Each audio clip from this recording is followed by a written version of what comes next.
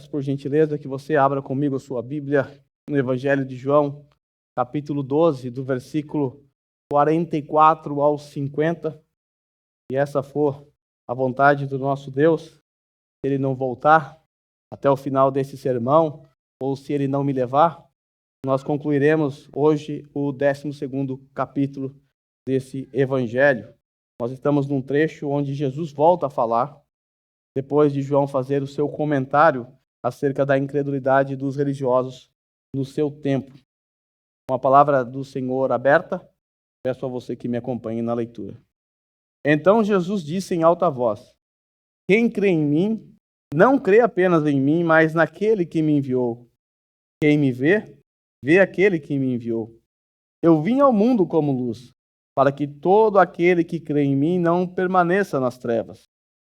Se alguém ouve as minhas palavras e não lhes obedece, eu não o julgo, pois não vim para julgar o mundo, mas para salvá-lo.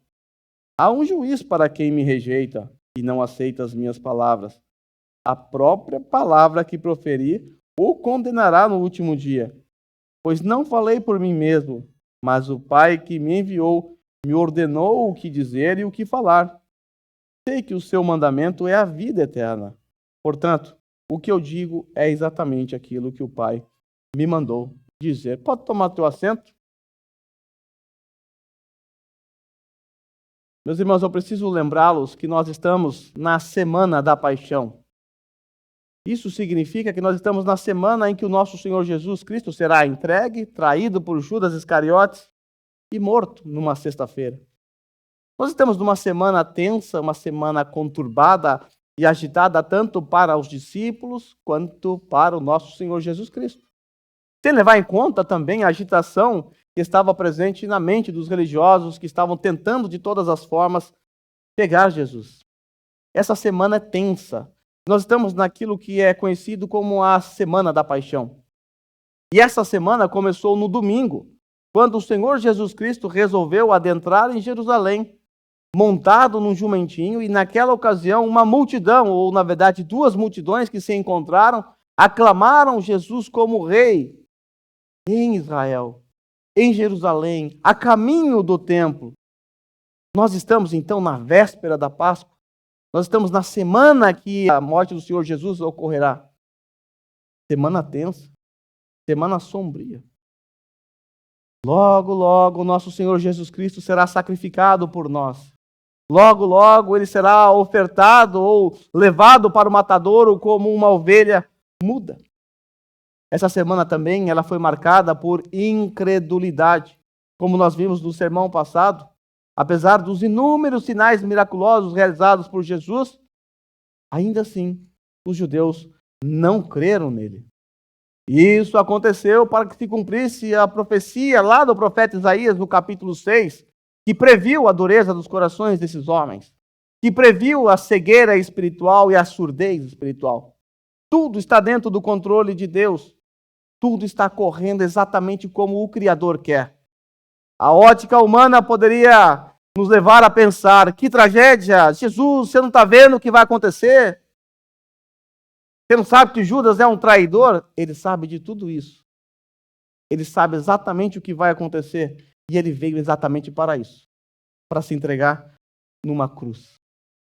Então, na semana passada, nós vimos o comentário que o evangelista João fez acerca desta incredulidade presente na vida dos religiosos, da dureza dos seus corações. E agora João termina o seu comentário, e agora Jesus volta a falar. Jesus volta a se pronunciar. E nós estamos diante do último pronunciamento público de Jesus.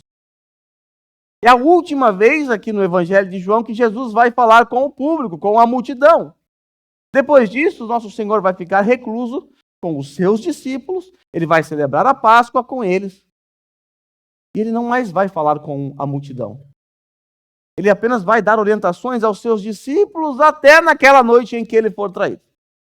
Naquela noite em que ele for preso. Depois, você sabe o que acontece? A sua morte, e os discípulos só vão ver Jesus depois da sua ressurreição. Mas são as últimas palavras ou o último discurso de Jesus. E últimos discursos geralmente são os mais importantes. Ou aqueles que pelo menos devemos prestar um pouco de atenção. Você, quando assiste um filme, aquelas últimas palavras daquela pessoa que está prestes a morrer, elas são importantes. Há um enredo por detrás daquelas últimas palavras. E essas são as últimas palavras que Jesus está dirigindo. A quem? Aquela multidão de incrédulos. Haviam pessoas que creram nele de verdade naquela multidão, mas a vasta maioria eram incrédulos. Mas o que será que o Senhor Jesus vai falar para eles? O que ele dirá? No discurso que nós vamos ver, basicamente nós vamos encontrar um resumo de tudo o que Jesus já falou até o presente momento. Olha que interessante. O que nós vamos encontrar nesse texto não é novidade para ninguém aqui. Porque isso já foi pronunciado por Jesus. Essas informações que estão presentes no texto ou afirmações já foram feitas outrora pelo próprio Senhor Jesus. Então, nas suas últimas palavras, ele quer ainda mostrar para aqueles surdos e cegos quem ele é. Certamente isso vai servir para aumentar ainda mais a condenação sobre eles. Mas o que nós vamos aprender hoje não é novo. É uma recapitulação de tudo que o Senhor Jesus já tem nos ensinado. Como eu sempre digo, repetição é a chave para o aprendizado. O Senhor Jesus vai repetir verdades que nós conhecemos. Eu tenho certeza absoluta que você já deve ter percebido várias semelhanças entre um sermão e outro no que eu prego. Será que é falta de criatividade para preparar um sermão novo? Não, Jesus está repetindo essa verdade e eu estou entregando de novo essa verdade para vocês. E esse texto que está diante de nós, ele é marcado por essas recapitulações. Então, a primeira verdade a ser recapitulada no nosso texto é: quem crê em Jesus, crê em Deus. Essa é uma verdade que nós já aprendemos. Ela está aí no versículo 44, preste atenção. Então Jesus disse em alta voz. Ele voltou, ele tomou a frente novamente e começou a falar com aquela multidão. E o que ele disse? Quem crê em mim, não crê apenas em mim, mas naquele que me enviou. Peraí, parece que nós já vimos isso antes, não é verdade? Claro que vimos, inúmeras vezes. O que Jesus está nos ensinando é que ele não é apenas um agente enviado de Deus para falar com os homens, como era o caso dos profetas, por exemplo. Eram seres humanos comuns que foram chamados por Deus para falar com o seu povo. Jesus é muito mais do que isso. João está nos mostrando aqui que, na verdade, ele é o próprio Deus encarnado que está falando em nome do Pai.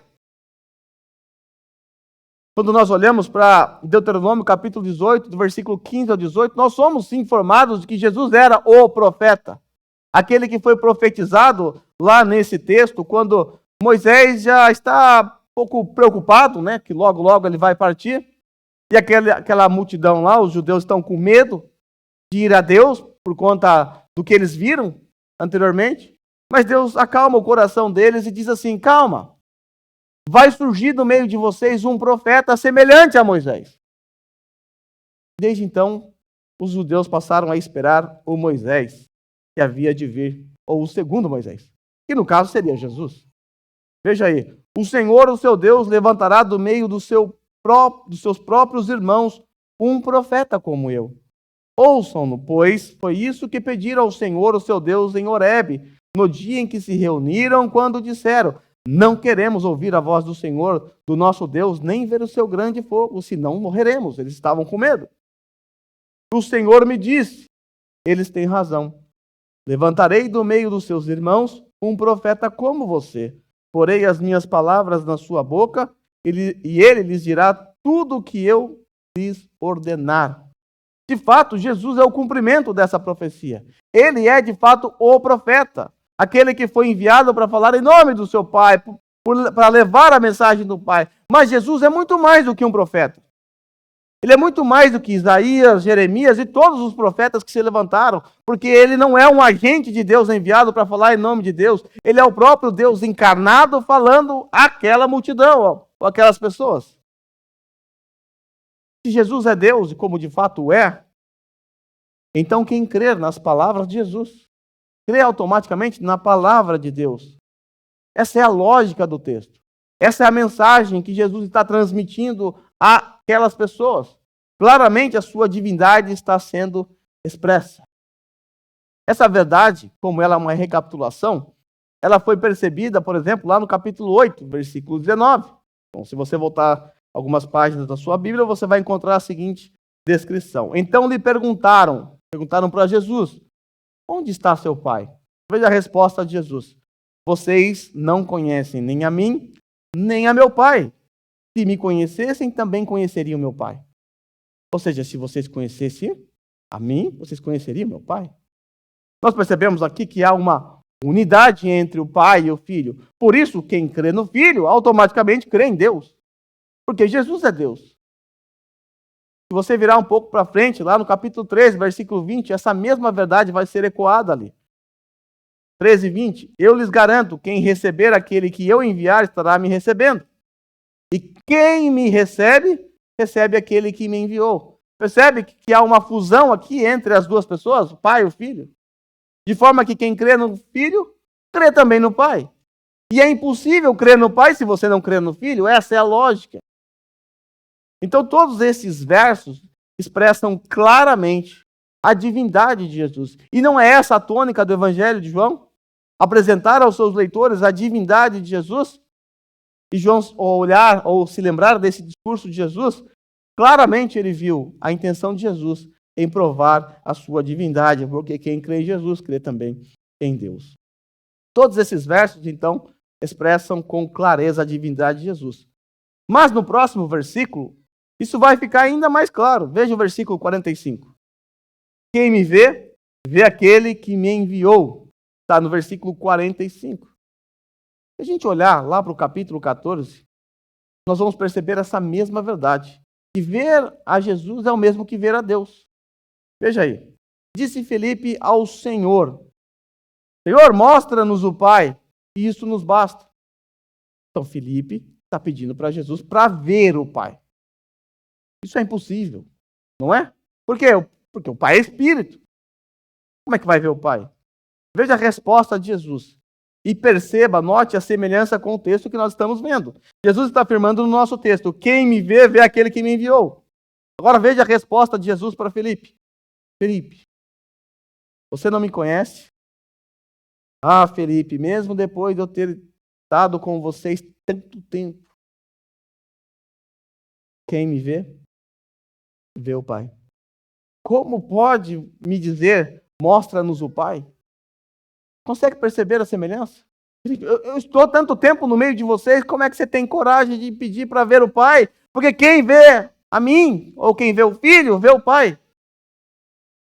Mas uma pergunta precisa ser respondida nesse texto, porque não é um texto tão simples assim, fácil. A pergunta é: de que forma quem vê o Filho vê o Pai? Essa aqui é a questão.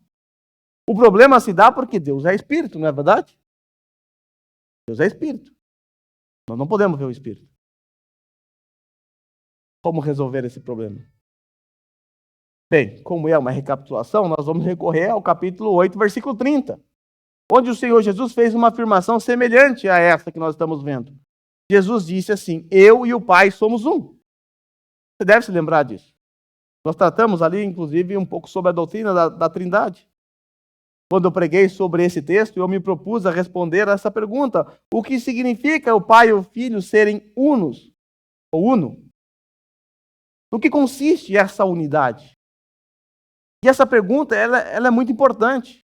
Saber responder a essa questão é muito importante, porque é aqui onde as pessoas erram. É aqui onde surgem as heresias. Não saber responder a essa questão, que é simples e é basilar para o cristianismo, pode colocar você ao lado de grandes hereges. Eu tenho certeza que você não quer isso. Eu espero que você não queira. A não ser que você seja um herege assumido. Agora, uma pergunta que eu levanto para vocês. Será que o Pai e o Filho são, de fato, a mesma pessoa? Responda aí para você. Será que o Pai e o Filho são a mesma pessoa? É um teste. Teste para saber o seu grau de herege hoje. Certamente que não. O Pai e o Filho não são a mesma pessoa. Guarde isso na sua mente, porque você não pode errar aqui. Inclusive, se você acreditar nisso, você estará dando as mãos para uma heresia antiga, chamada de unicismo, ou sabelianismo, ou modalismo. É tudo a mesma heresia. Se você errar aqui, você vai cair numa heresia. O que defende essa heresia? Essa heresia, chamada sabelianismo, modalismo, ou unicismo, ela defende que na Trindade existe apenas um núcleo pessoal. Há na Trindade apenas um núcleo pessoal. O que ele está tentando dizer aqui? O que essa heresia tem a nos dizer? Tem a nos dizer que na Trindade há apenas uma única pessoa. E essa única pessoa se apresenta ao longo da história de modos diferentes. Isso foi defendido por Sabélio, por isso é chamado de sabelianismo. É conhecido como modalismo porque Deus, uma única pessoa, se apresenta ao mundo de maneiras diferentes. Uma hora ele se apresenta como Pai, outra hora ele se apresenta como Filho, outra hora ele se apresenta como Espírito Santo, anulando assim a distinção que há entre as três pessoas. É como uma pessoa que troca de roupa, dependendo da ocasião. Você vai lá trabalhar, coloca o seu uniforme de trabalhador. Você vai numa reunião, você tem que ir mais arrumadinho, você bota uma roupa mais arrumadinho. Então você troca de roupa de acordo com a ocasião. É evidente que isso é uma heresia. É evidente que isso é uma tolice. Porque o Pai e o Filho e o Espírito Santo não são a mesma pessoa. São três pessoas distintas. Tá ok? Se o Pai e o Filho não são a mesma pessoa, então no que eles são uno? Afinal, você crê na trindade ou triunidade? Triunidade. Não tem jeito. Para entender isso aqui, você precisa entender a doutrina da Trindade. É preciso pensar um pouquinho, porque nela nós vamos aprender que Deus é uno. Em relação ao que Deus é uno? Se Deus não é uno com relação à sua pessoa, ele é uno no quê? Ele é uno na sua natureza ou na sua essência. Natureza e essência são palavras intercambiáveis que significam a mesma coisa. Então, Pai, Filho e Espírito Santo, eles são unos na sua essência, na sua natureza, ou seja, a natureza divina. Então, Pai, Filho e Espírito Santo possuem a mesma natureza, a mesma essência, ainda que sejam três pessoas distintas. Por isso que você chama isso de triunidade ou trindade. 3, 1. Quero mostrar para você uma imagem para te ajudar a fixar essa ideia. Quando a gente olha para essa imagem que está projetada na tela, fica fácil para você perceber esta triunidade e ainda assim perceber essa distinção que há entre as pessoas dessa triunidade. Se você olhar para o lado externo, o lado de fora desse triângulo, nós vamos ter três afirmações negativas. Essas três afirmações negativas, elas vão ressaltar para nós a distinção que há entre as pessoas. É isso que você tem que ter na mente para não errar. Primeiro, que o Filho não é o Pai não é o Espírito Santo, o Espírito Santo não é o Pai nem o Filho. Cada pessoa é uma pessoa distinta. Está do lado externo, você está fazendo uma negação aqui, você está negando que o Pai é igual ao Filho no que diz respeito à sua pessoa. São pessoas distintas. Agora, se você olhar para a parte interna do triângulo, você vai ter uma afirmação ou três afirmações positivas. E aqui está a unidade, no centro dessa imagem. O Pai é Deus, o Espírito Santo é Deus e o Filho é Deus. Então, no que eles são unos? Naquele centro ali, na natureza divina. Então, quando nós pensamos no ser de Deus, nós temos que afirmar, sem medo, que Deus é Pai, Filho e Espírito Santo. Que são três pessoas distintas. E que há apenas uma essência, uma única natureza, que é a natureza divina.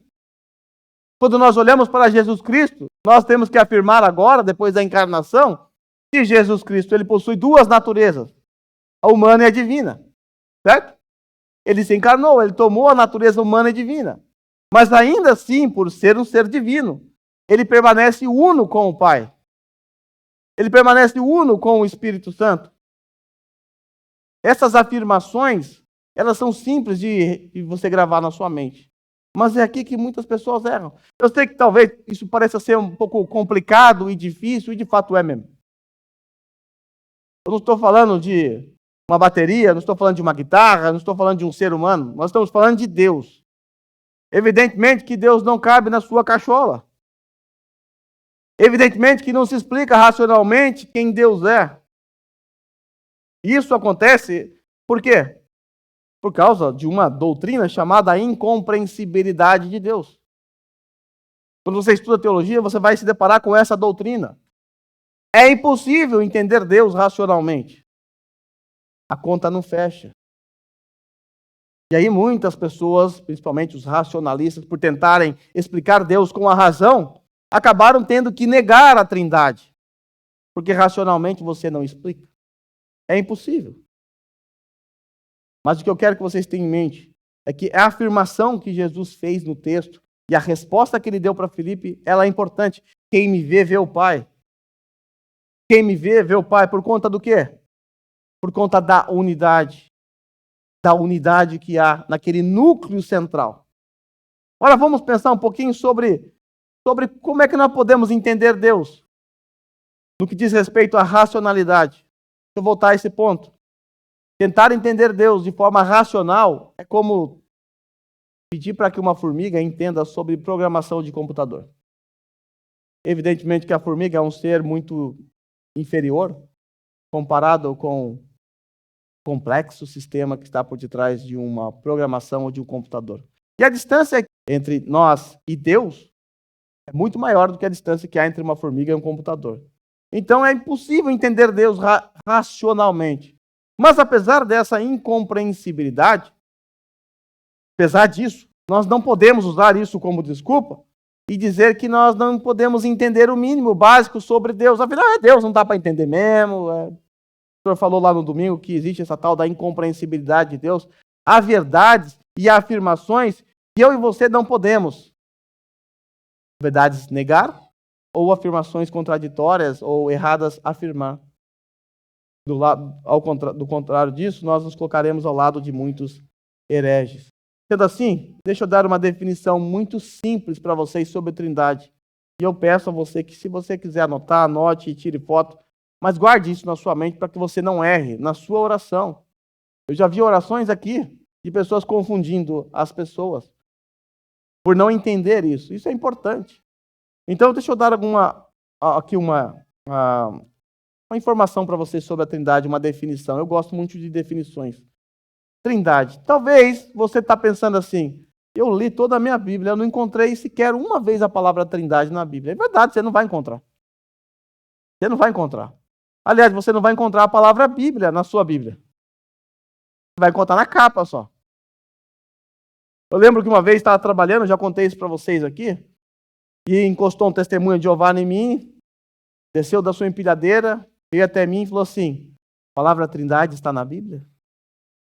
Eu sei o que ele estava tentando fazer. Ele queria que eu negasse a doutrina da Trindade, simplesmente porque não há a palavra Trindade na Bíblia.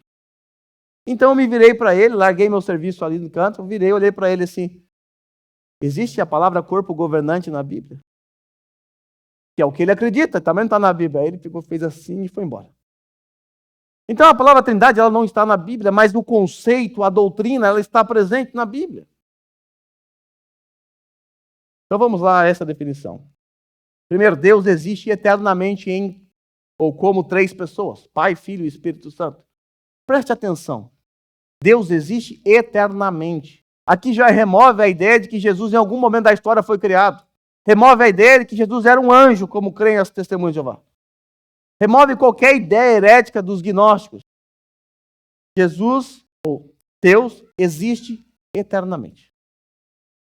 Não há um momento da história, ou do tempo onde não havia tempo, em que Jesus não existia. Alguns acreditam que Jesus passou a existir a partir do nascimento virginal.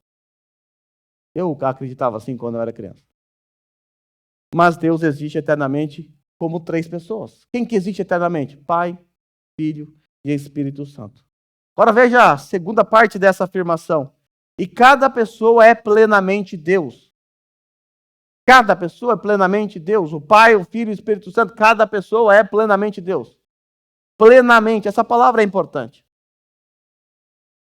Não é que você pega os três que dá 100%, e você divide em 3 pedaços.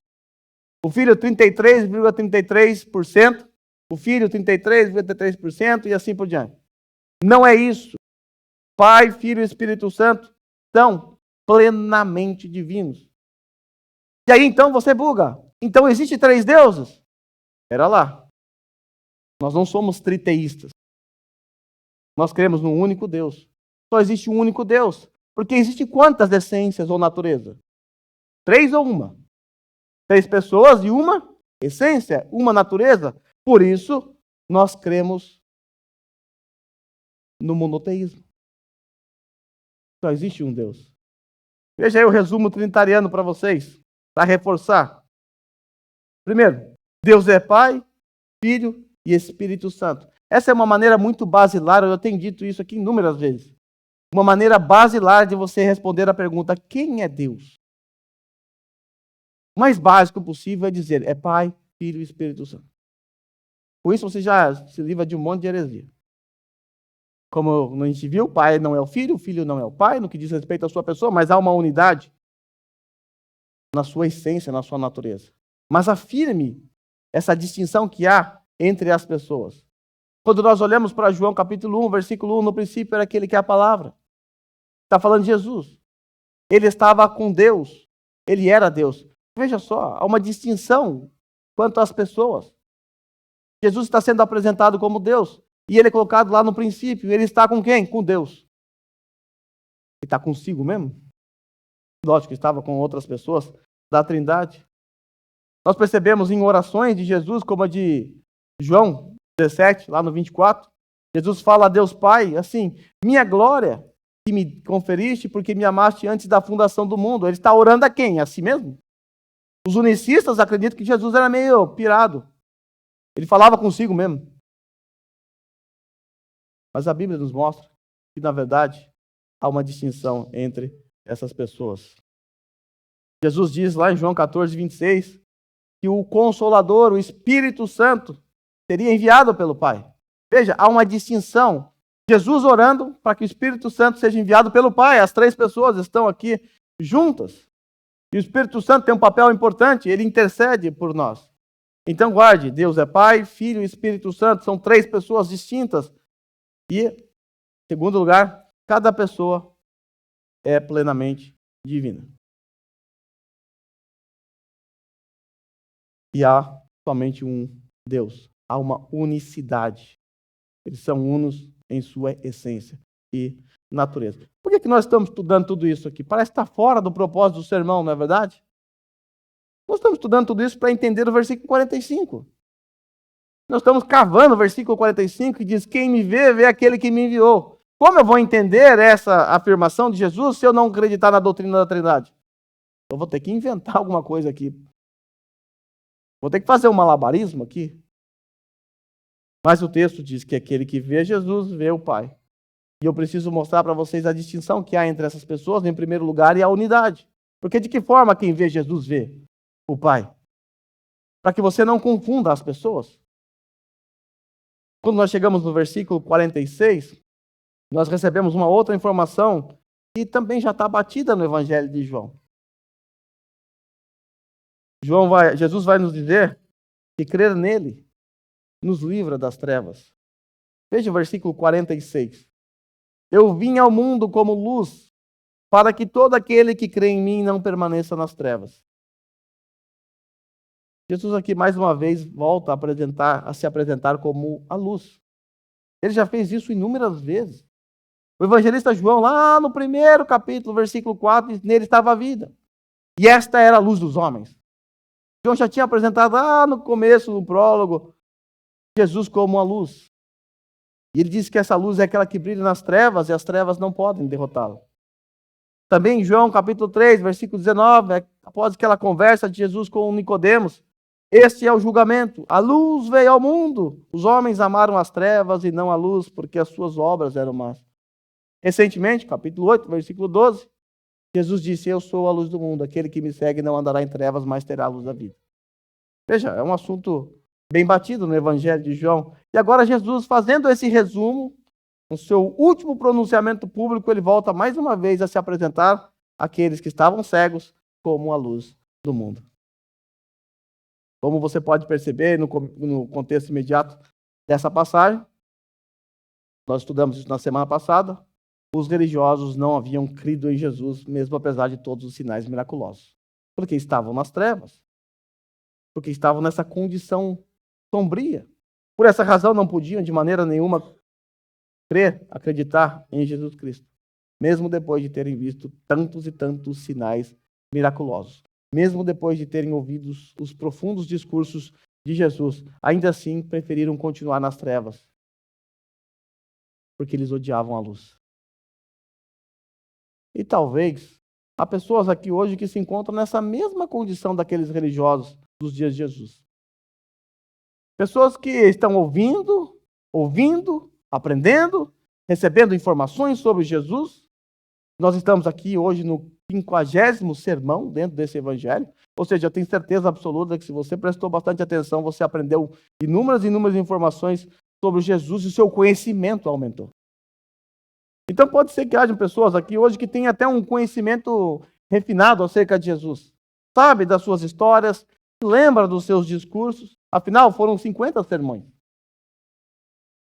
Mas mesmo diante de todo esse conhecimento que você adquiriu com o passar desses quase 2 anos pregando no Evangelho de João, mesmo assim, pode ser que você ainda agora, nesse momento, não seja capaz de reconhecê-lo como Filho de Deus, como profeta, como Salvador. Pode ser que você se encontre na mesma condição daqueles que estavam diante da luz, mas viviam nas trevas. Talvez você conheça Jesus de forma histórica somente. Talvez você até se simpatize com as suas histórias, afinal são histórias bonitas, né? São histórias interessantes, inspiradoras, talvez. Mas nada disso basta para remover da sua vida as densas trevas. Você está nas trevas com todas essas informações, mesmo ouvindo os 50 sermões. Mesmo assim. E se esse é o seu caso, nesse exato momento você só precisa ouvir uma única mensagem. Eu sou a luz do mundo.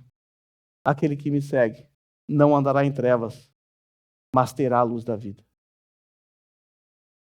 Essa densa trevas que está sobre sua vida só será removida se você olhar para a luz. Se você seguir a luz. Se você abandonar as trevas. Do contrário, você não terá a luz da vida. Você continuará morto em seus delitos e pecados. E continuará na mesma condição desses religiosos. Sabendo, conhecendo, mesmo assim negando Jesus. Por conta da sua natureza, como vimos no sermão passado. Mas, se hoje você resolver crer em Cristo Jesus com uma fé verdadeira dada pelo Espírito Santo a você, você vai ganhar hoje de presente, além da sua salvação, uma garantia. A garantia de que você será salvo para sempre. Veja aí o versículo 47. Se alguém ouve, é preciso ouvir as minhas palavras e não lhe obedece, eu não o julgo. Pois eu não vim para julgar o mundo, mas para salvá-lo. Veja aqui o contraste. Se alguém ouve as minhas palavras e não obedece, ou seja, não dá atenção, não está nem aí para o que está sendo dito, Jesus está dizendo, eu não julgo. Eu não julgo. Porque eu não vim para esse mundo para julgar, eu vim para salvar. Então, pensa o contrário agora. Se você fizer o oposto disso, ou seja, ouvir as palavras de Jesus e obedecer as palavras de Jesus, ele vai salvá-lo. Ele vai dar salvação. Vamos refletir um pouquinho sobre essa afirmação, porque ela parece um pouco estranha à primeira vista. Se você é alguém que é acostumado a ler a Bíblia, já deve ter percebido que em inúmeras ocasiões Jesus aparece julgando, não é verdade? Jesus aparece como juiz, sentado no seu trono. Lá em 2 Timóteo, capítulo 4, versículo 1, Paulo diz assim, na presença de Deus e de Cristo Jesus, que há de julgar os vivos e os mortos. Está vendo? Jesus vai julgar os vivos e os mortos. O nosso texto, Jesus está dizendo, eu não julgo. Se você for para Romanos 2,16, você vai encontrar algo semelhante. Isso tudo se verá no dia em que Deus julgar os segredos dos homens, mediante Jesus Cristo, conforme declara o meu evangelho. Jesus Cristo, mediante Jesus Cristo será feito um julgamento. Sei que você leu o Apocalipse, já se deve ter visto Jesus como um juiz. Mas agora, como nós conciliamos essa afirmação de Jesus com outros textos como este? Afinal, Jesus julga ou não julga? E agora? Inclusive, dentro do Evangelho de João, nós já vimos ele falando que julga, que vai julgar. E agora ele está dizendo que não julga. Para a gente entender o sentido dessas palavras de Jesus, é preciso levar em conta o momento em que essas palavras foram proferidas. Vale destacar que quando Jesus veio na sua primeira vinda, de fato, ele não veio para julgar. Ele veio para salvar. Na sua primeira vinda. Porém, na sua segunda vinda, aí sim ele vai vir como justo juiz e vai julgar e condenar aqueles que o rejeitaram. Então, na sua primeira vinda, Jesus sim veio como Salvador. Na sua segunda vinda, ele vai vir como um justo juiz e vai julgar os ímpios e vai condená-los. Assim sendo, meus queridos ouvintes, hoje você pode estar diante daquele que pode te salvar. Hoje, porque Jesus ainda não voltou. E até onde eu posso perceber, vocês estão vivos.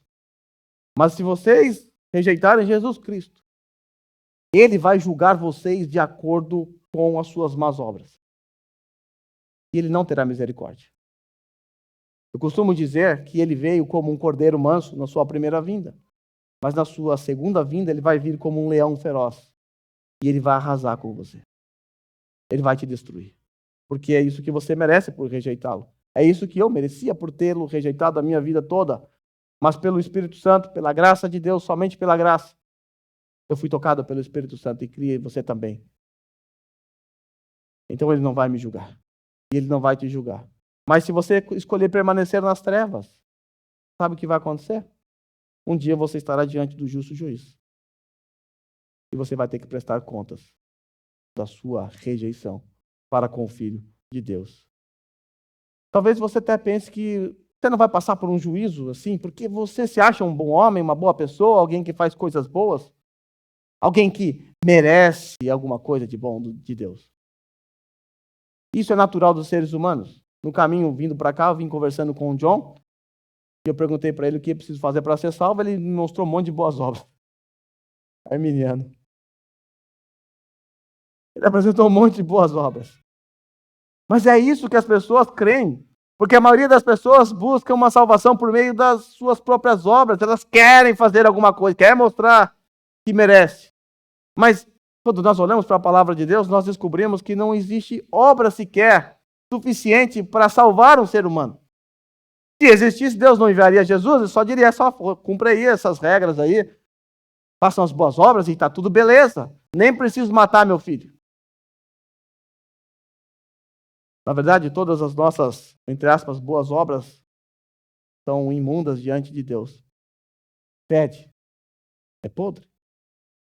E de acordo com a Bíblia, lá em Tiago, se você um dia tropeçou em um item da lei, sabe o que aconteceu com você? Você quebrou toda a lei de Deus. Não é um item que você quebrou toda uma lei de Deus. E você vai ser julgado por quebrar toda a lei de Deus. Isso não é pouca coisa. Diante do tribunal, Deus vai te acusar de quebrar toda a lei dele. Toda a lei dele. Quando Adão e Eva pecaram no jardim, eles haviam violado uma lei. E a consequência foi terrível. Foram expulsos da presença de Deus. Desgraçaram a raça humana e a criação. Então é severo o que aguarda você naquele dia, se você continuar como os religiosos aqui, negando, não rejeitando a Jesus. Então, se você acha que você é uma boa pessoa, por supostamente fazer boas obras ou achar que não é tão ruim assim, de acordo com a Bíblia, se você cobiçou uma mulher na rua, você é um adúltero. Se você se irou contra o seu próximo, você é um assassino. Se você mentiu alguma vez na sua vida, você é mentiroso. E aí? Será que mentirosos, adúlteros e assassinos são pessoas boas? Mas quem nunca mentiu? Quem nunca se irou contra alguém? Quem nunca cobiçou alguém na rua? Ou quem nunca cobiçou algo do próximo? Então nós não somos boas pessoas. Essa é a verdade. Então ninguém vai ser salvo por conta de sua boa moral ou por conta de sua religiosidade. E se hoje você está aqui ouvindo a voz de Deus, através da palavra dele que está sendo ministrada, pregada a você nesse momento, eu digo a você, não endureça seu coração. Se arrependa dos seus pecados. Creia naquele que pode te salvar, Jesus de Nazaré. Creia nele agora, porque ainda hoje ele pode ser o seu salvador. Porque se você morrer, ou se ele voltar, você estará diante do justo juiz.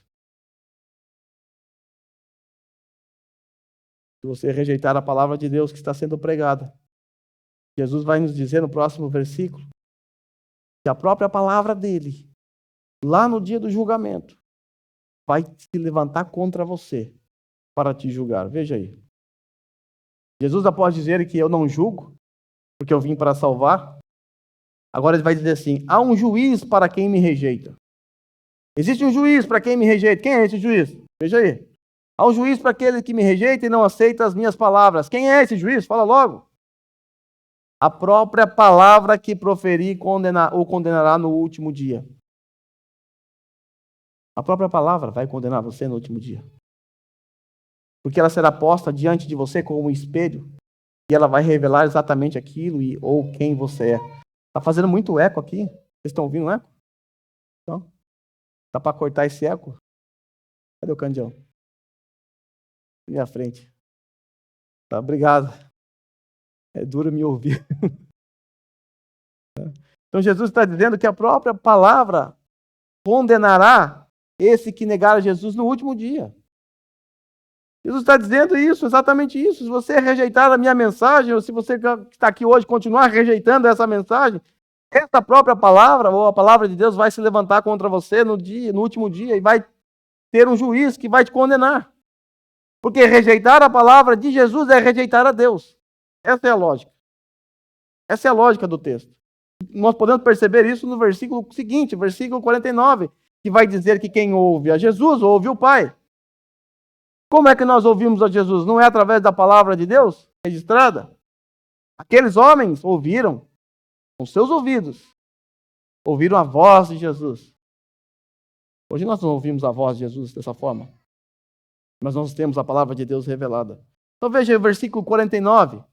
Jesus disse assim, pois não falei por mim mesmo, mas o Pai que me enviou me ordenou o que dizer e o que falar. Eu não falo por mim mesmo. Eu falo aquilo que o Pai me enviou e me ordenou a dizer e falar. Se você voltar lá para o capítulo 7, versículo 16, você vai perceber essa mesma verdade. O meu ensino não é de mim mesmo, disse Jesus. Meu ensino vem daquele que me enviou. Eu falo em nome do Pai? Eu falo em nome daquele que me enviou? Como nós vimos no segundo ponto, Jesus é o profeta de Deus. Aquele profetizado em Deuteronômio. Mas Jesus não é somente o profeta de Deus.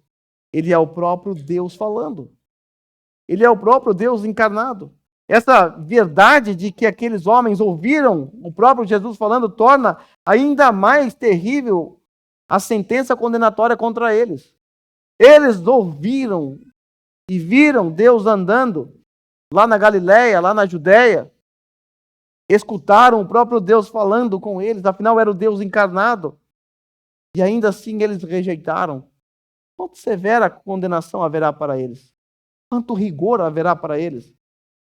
Mas isso pode ser aplicado da mesma forma hoje. Porque apesar de Jesus não estar aqui fisicamente, de você não poder vê-lo agora, ele não está visivelmente aqui para você, ainda assim ele está falando. Ele sempre está falando com você. Ele sempre está dando demonstração de que ele existe. Através da criação das coisas criadas, através da sua consciência, e acima de tudo, através da palavra de Deus. Que domingo após domingo é pregado, é lido. Há orações que contêm trechos da palavra de Deus. Ele está falando. E se você não ouvir, você não estará ouvindo a Deus. Porque quem ouve a Jesus, ouve também o Pai. Se Jesus é o Deus encarnado falando, então ele só poderia falar aquilo que o Pai mandou lhe dizer, certo? Essa verdade, ela é ampliada no versículo seguinte, versículo 50. Jesus disse assim, sei que o meu mandamento é vida eterna. Há ordens, há mandamentos e é vida eterna. Portanto, o que eu digo, Jesus repete, é o que o Pai me mandou dizer. O que eu digo é exatamente aquilo que o Pai me mandou dizer. Então, Jesus, como Filho de Deus, ele proclamou com fidelidade aos seres humanos aquilo que o seu Pai havia ordenado que ele fizesse. E ele fez. E os homens ouviram. E eu volto a repetir algo que eu perguntei agora há pouco para vocês. Como podemos ouvir a voz de Deus? Se ela é vida eterna, e a fé vem pelo ouvir a palavra de Cristo, como nós podemos ouvir a palavra de Deus? Será que vai vir uma voz bonita, que nem no filme? Um eco, o Candião ia colocar ali, não era agora, aquela hora lá. Era agora, nesse momento. Será que vai vir uma voz bonita dos céus falando com você? É evidente que não. Nós ouvimos a voz de Deus em sua santa palavra.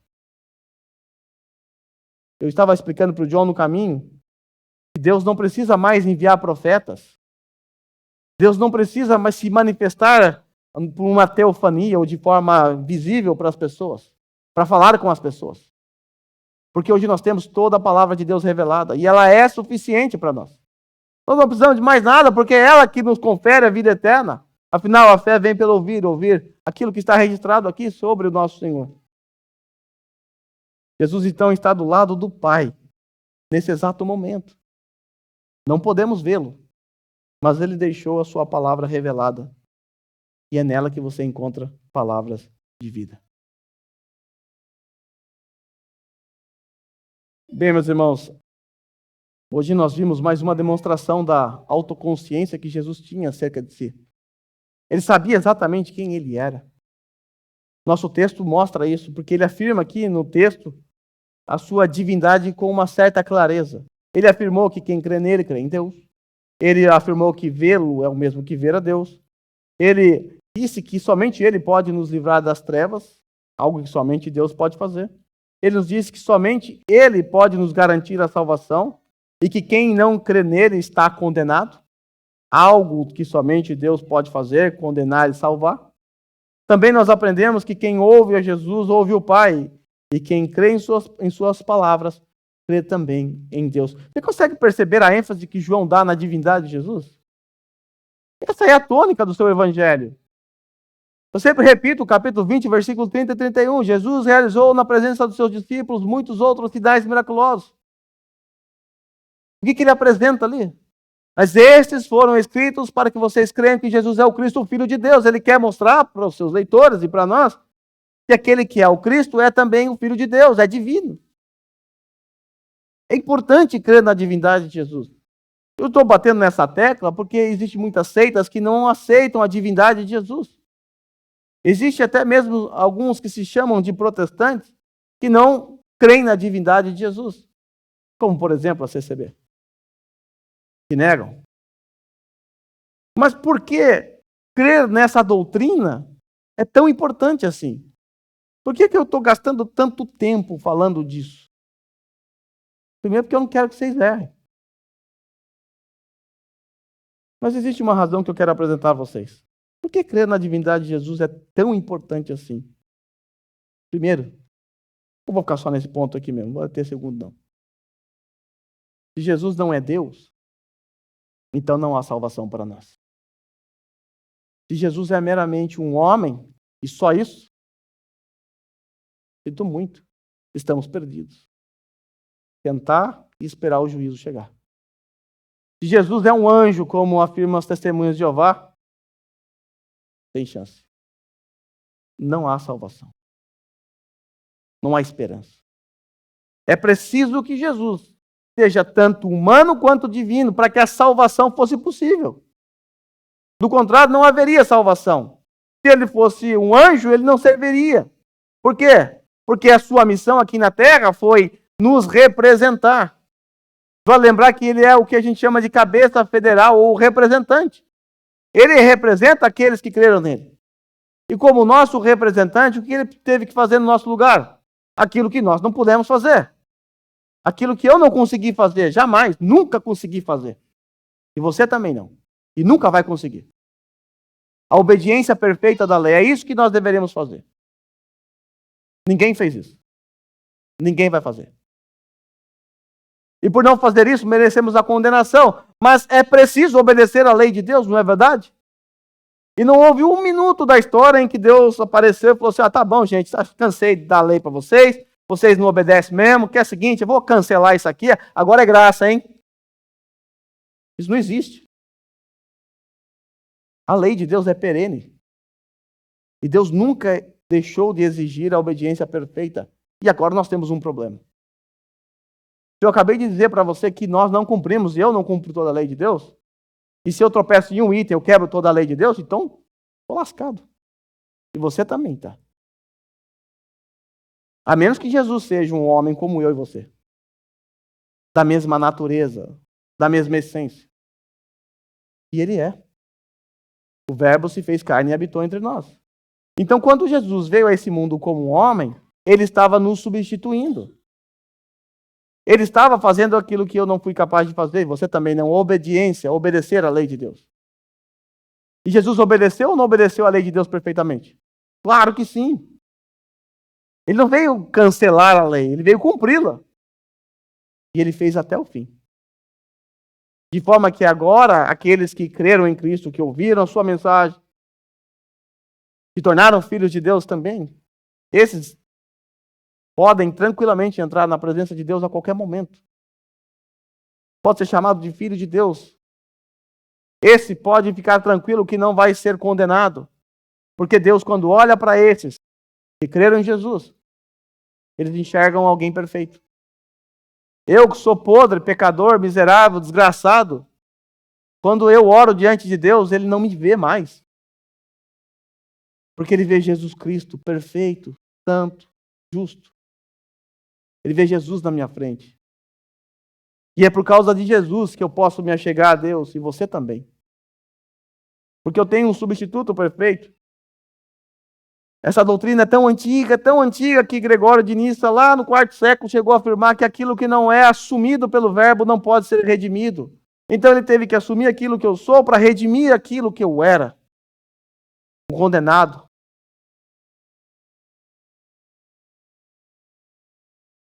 Sendo assim, a crença de que Jesus não é plenamente humano deve ser rejeitada por todos nós, porque é herética. É uma heresia. Jesus era plenamente humano. Por outro lado, nós precisamos também que o nosso Redentor seja divino. E por isso eu tratei dessa doutrina com vocês. Porque se ele não for humano, estamos perdidos. Mas também se ele não for plenamente divino, nós também estamos perdidos. Nós precisamos dessa moeda que tem dois lados. Nós precisamos de uma humanidade perfeita, de uma divindade perfeita.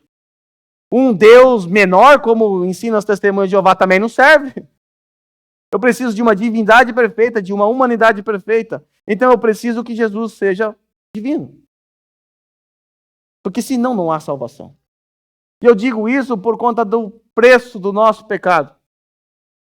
Eu costumo dizer que o valor da nossa dívida é sempre calculado pelo valor do que ou quem nós ofendemos. Então, careca de saber já disso. Quando nós ofendemos a Deus, quem nós ofendemos? Quem é Deus? Um ser santo, perfeito, justo e eterno. Vou parar só nesses 4 aqui. Então, qual é o valor da minha dívida? O valor da minha dívida é isso aí, justo, santo, perfeito e eterno. Aí eu pergunto a vocês, quem na face da terra pode pagar um preço tão alto assim? Quem nessa terra é perfeito, santo, justo e eterno? Anjos? Não. Moisés, Abraão? Nem pensar. Somente Deus. O valor da nossa dívida é eterna. E somente um ser eterno pode pagar. Um ser criado não resolve o meu problema. Nem o seu. Então eu preciso que Jesus também seja divino. E Ele é, como nós aprendemos hoje. Ele é o Deus encarnado. Ele é o Deus que derramou o seu próprio sangue. E você está pensando, mas Deus tem sangue? Tem. Agora tem. Houve um tempo que não tinha. Mas agora Deus tem. Em Atos 20 e 28 é dito isso. A igreja foi comprada com o sangue de Deus. Pelo sangue de Deus. Só foi possível por conta da encarnação do Verbo. Mas aquele que morreu na cruz, derramou o seu sangue, ele também é divino. É o Deus homem que morreu naquela cruz por mim e por você. Nós somos lembrados que um dia Jesus, embora sendo Deus, ele não considerou que ser igual a Deus era algo que devia apegar-se, mas ele esvaziou-se a si mesmo, vindo a ser servo, tornando-se semelhante a nós, aos homens. E quando ele foi encontrado em forma humana, ele se humilhou a si mesmo. E ele foi obediente àquilo que o seu pai havia ordenado. Ele foi obediente até a morte, e morte de cruz. Essa é a história do nosso Senhor. Mas também a história do nosso Senhor não termina com a cruz. Esse mesmo texto que eu estou citando para você aqui, de Filipenses 2, 5 em diante, diz no final que Deus Pai o exaltou, esse que foi humilhado, morto, a mais alta posição, ele deu um nome que está acima de todo nome, para que ao nome de Jesus se dobre todo o joelho. Você cantou uma canção e repetiu o nome de Jesus inúmeras vezes aqui. Você exaltou o nome de Jesus. Foi Deus que colocou o nome dele, Deus Pai que colocou o nome dele nessas alturas. Para que ao nome de Jesus se dobre todos os joelhos nos céus e na terra e debaixo da terra, e toda língua confesse que Jesus Cristo é o Senhor, para a glória de Deus Pai. Onde está Jesus agora? Sabe onde ele está? Ele está assentado no trono. Ele está reinando como um Deus soberano que é. Como vimos na visão de Isaías na semana passada, quando ele viu Jesus, de acordo com João, Jesus estava rodeado por anjos. E esses anjos estavam cantando a sua majestade. Ao mesmo tempo em que Jesus está lá no seu trono, governando tudo, ele também está aqui nesse exato momento. E ele é o alvo da nossa adoração. Ele é o alvo das nossas canções. Ele é o alvo dos nossos pensamentos. Ele é o alvo desse sermão. Porque foi ele que reuniu esse povo aqui hoje para adorá-lo. E quanto a nós? Teve uma música que a gente cantou aqui, falou bastante sobre a volta de Jesus, do retorno. Será que nós estamos ansiosos esperando a volta dele? Será que nós estamos de fato aguardando o grande dia em que o Senhor virá? Porque quando isso acontecer, nós então subiremos e com ele estaremos para todo sempre. Então, Maranata. Alfa, Ômega, Cristo, Filho.